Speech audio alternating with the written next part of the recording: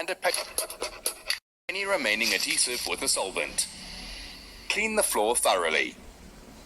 Store the boards at an ambient temperature 24 hours before laying them.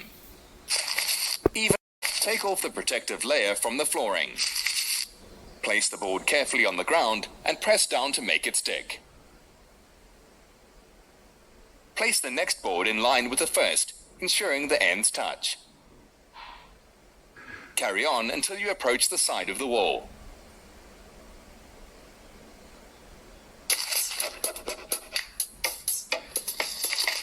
Here's a tip to help you mark the cutting line at the end of a row. Place a board on the last board you laid without removing the protective layer. Then put another board on top with its edge touching the wall. You can use this top board as a ruler to mark the cut. Cut the board using the cutting blade against a metal ruler.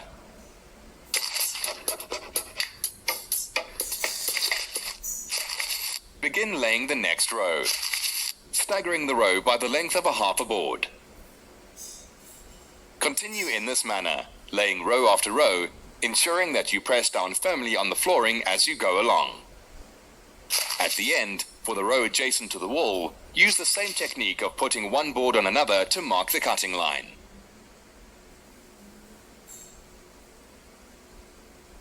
If the shape of the cut is more complex, use a piece of paper as a template for the shape.